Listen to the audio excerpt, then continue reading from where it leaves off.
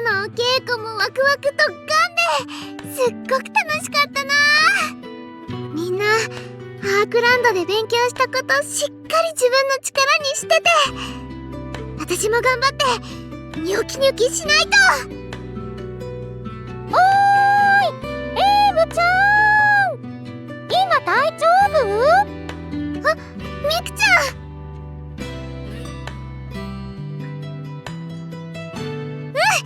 出てきていいよ。わーい、エムちゃん、練習お疲れ様。さっき練習覗いてた時、かなでちゃんからメッセージが来てたよ。え、かなでちゃんから？どうしたんだろう。さっきあの子に会ったよ。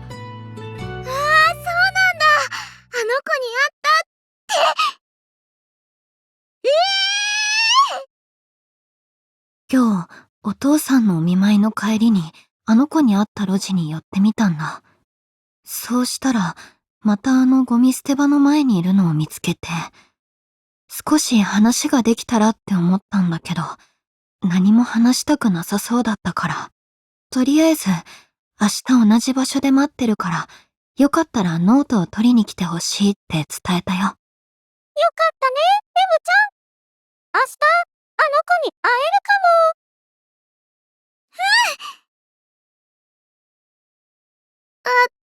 だけど、かなでちゃんのメッセージには何も話したくなさそうって。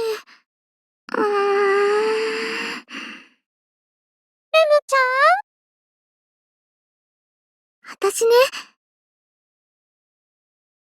もしまたあの子に会えたら、おじいちゃんとお別れした時、どうやって悲しい気持ちとバイバイできたか話そうって思ってたんだ。でも、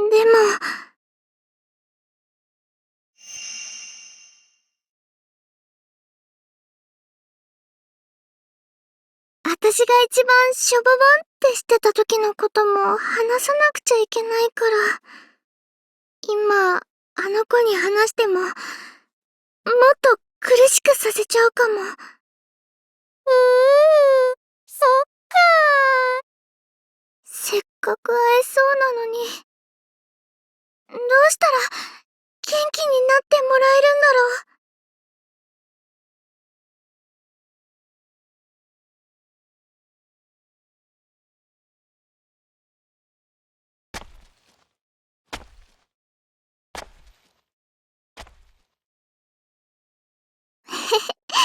来ちゃった。なんだか久しぶりだな。私とおじいちゃんの特等席は、はけーん！よいしょっ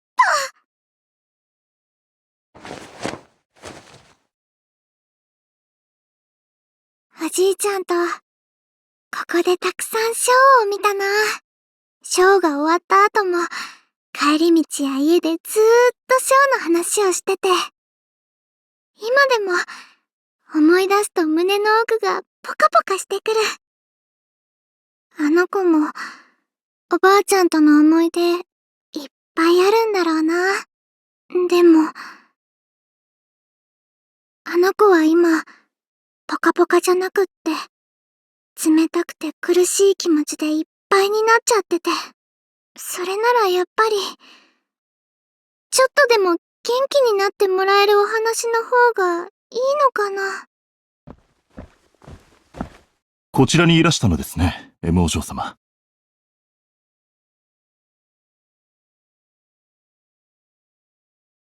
着ぐるみさんだ。どうしたの？なかなかお戻りにならないので、お迎えに上がったのですが、何か悩まれているようですね。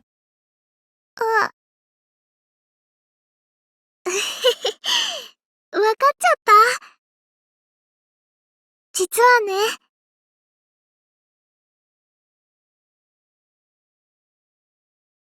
なるほど。数年前のお嬢様と同じような境遇にいらっしゃる方と出会われたと。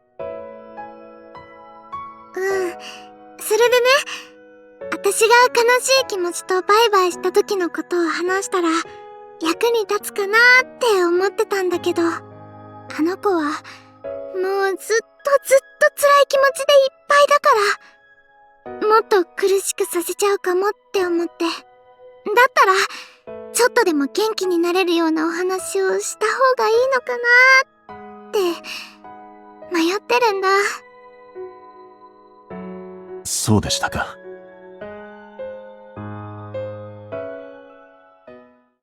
少しだけ私の話をさせてください。着ぐるみさんの話？ええ。お嬢様はご存知だと思いますが、行くあてもなく、周りのすべてを恨みながら生きていた私に、手を差し伸べてくださったのは、楽之助様でした。あの方曰く、4人目の孫にも蕎麦役が欲しいと。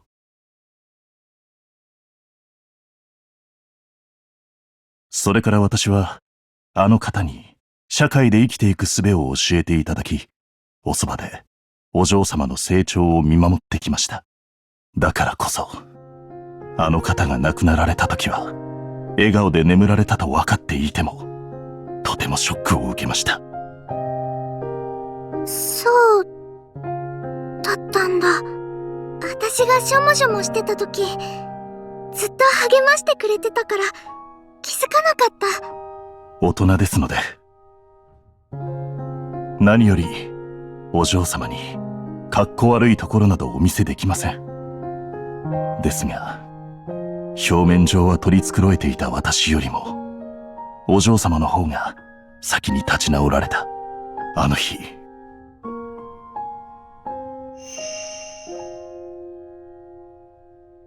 目を真っ赤にしながら、それでも、笑顔で部屋から出てこられたお嬢様を見て、私は奮い立ったのです。私も前に進まねばと。確かに、お嬢様が経験されたことを話せば、その方は苦しくなってしまうかもしれません。ですが、勇気を届けられるかもしれません。勇気？はい。悲しみは乗り越えられる。乗り越える方法がどこかにある。だったら探してみよう。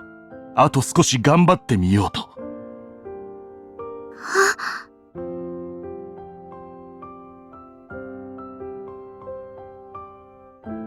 そっか。あの子が前に進むためのお手伝いができるかもしれないんだ。あの時のことを話すのは、お嬢様にとっても辛いかと思いますが。心配してくれてありがとう、着ぐるみさん。でも、あの子に勇気をお届けできるなら、私やる。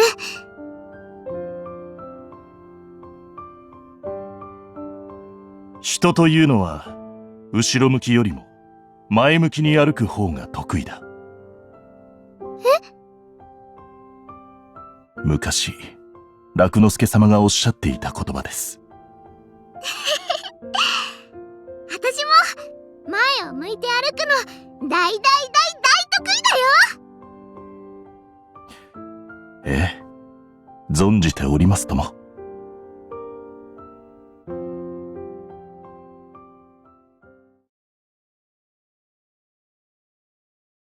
そろそろ、あの子と約束した時間だよ。来てくれますよあ、来たんじゃないかな。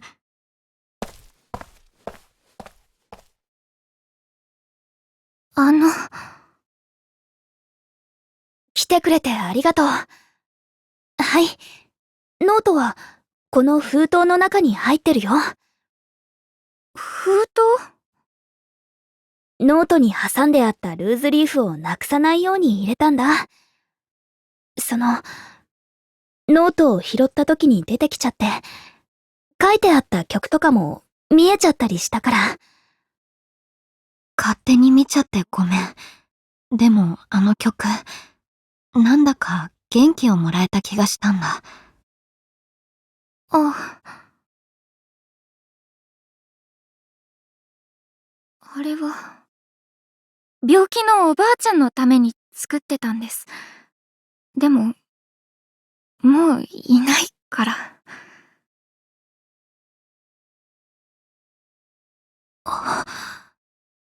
そっか。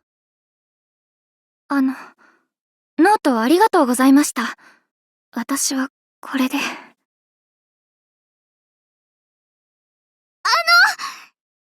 日は本当に来てくれてありがと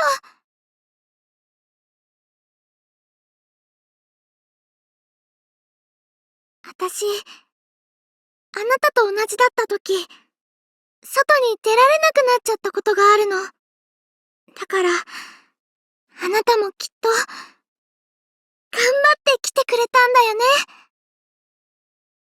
ね。同じだった時？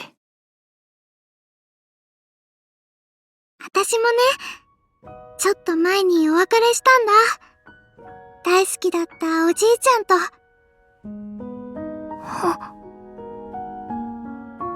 あの時は、お日様が眩しいのも、ポカポカなのもなんだか嫌になっちゃって。カーテンも全部閉めて、学校にも行かないで、暗い部屋でぼーっとしてたな。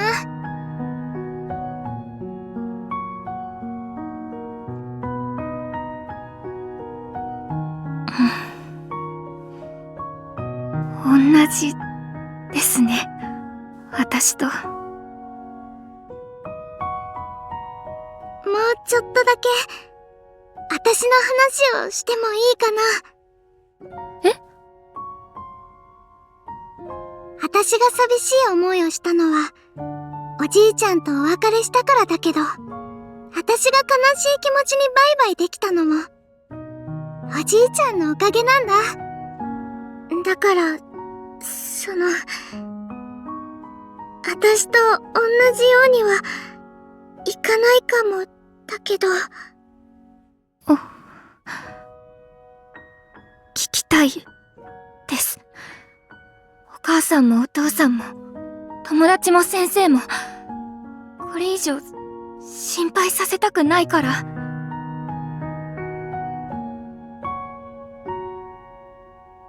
おじいちゃんとお別れしたすぐ後は、まだちゃんと元気だったんだ。家族でご飯も食べてたし、学校にも行ってたし。でもね、学校で勉強してても、友達と遊んでても、おじいちゃんのことを思い出しちゃって、その度に、胸の奥がキューってなって、すごく苦しくて。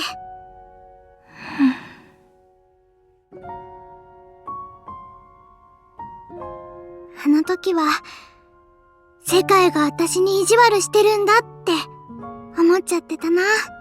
おじいちゃんにはもう会えないってわかってるのに、なんでおじいちゃんと一緒だった頃の思い出ばっかり思い出させるんだろうって。それで、ある日、朝起きたら、急に部屋から出たくなくなっちゃったんだ。前の日まで学校にも行ってたし、家族と笑っておしゃべりしてたし、おやすみって普通に寝たのにな。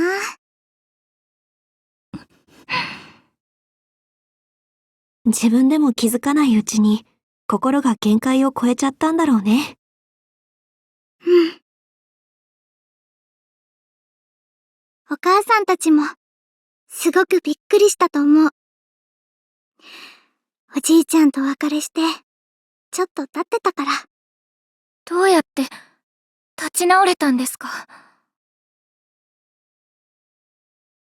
きっかけは棚から落ちてきたフェニーくんだったんだ。私の部屋、おじいちゃんからもらったぬいぐるみとか、おじいちゃんと撮った写真がいっぱいあって、ずっと見ないようにしてたのに、フェニーくんが落っこちてきてから、急に目に入るようになっちゃったんだ。それで、もう全部どっか行っちゃえって、クローゼットにしまっちゃおうとしたの。でも、思い出があるものが多すぎて、全然、クローゼットに入りきらなかったんだ。おじいちゃんと関係ないものを探す方が、ずっと大変だったよ。でもね、それで気づいたんだ。おじいちゃんは、どこにもいないんじゃない。どこに行っても、何をしてても、私は、おじいちゃんと一緒なんだって。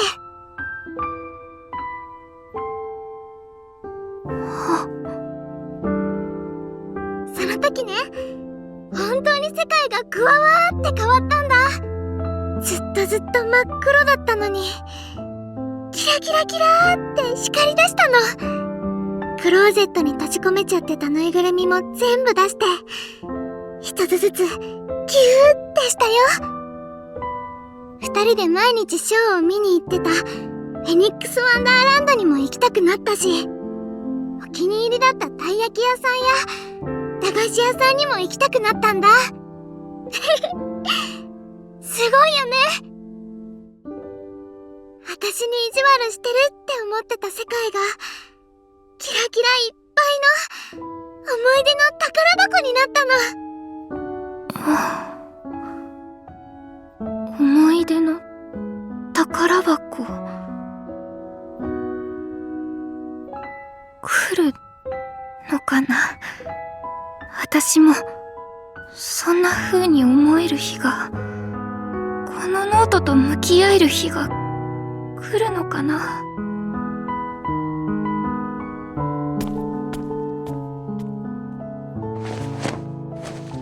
大丈夫。きっと来るよ。今はまだ思い出が悲しい気持ちを大きくしちゃってるかもしれないけど、いつか今までたくさん感じてた幸せな気持ちも一緒に連れてきてくれるよ。だから大丈夫。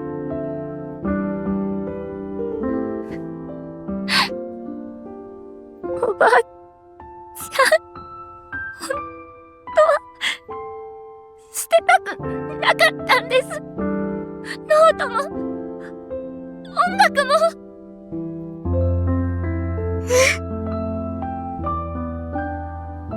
おばあちゃんのおかげで曲作り大好きになって続けたいって思うのに、おばあちゃんとも約束したのに、ノートを見ると苦しくて。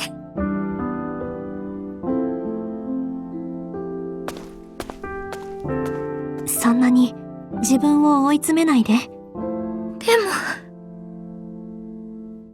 家族にも友達にもたくさん心配かけて、これじゃ天国にいるおばあちゃんだって。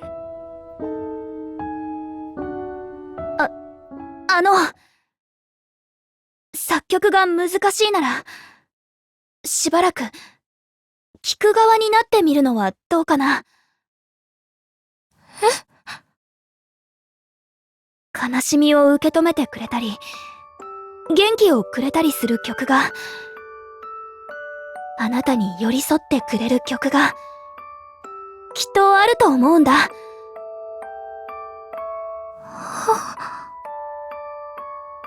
音楽ってとっても不思議よね。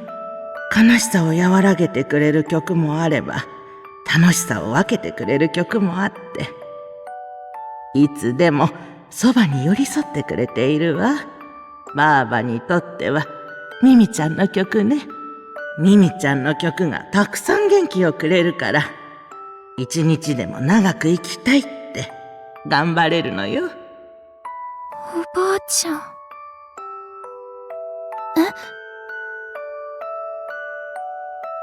おばあちゃんにも言われたことがあるんです。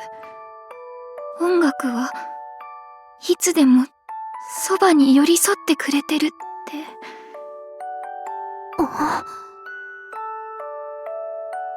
私も少しだけ試したんですけど、全然そんな曲と出会えなくて。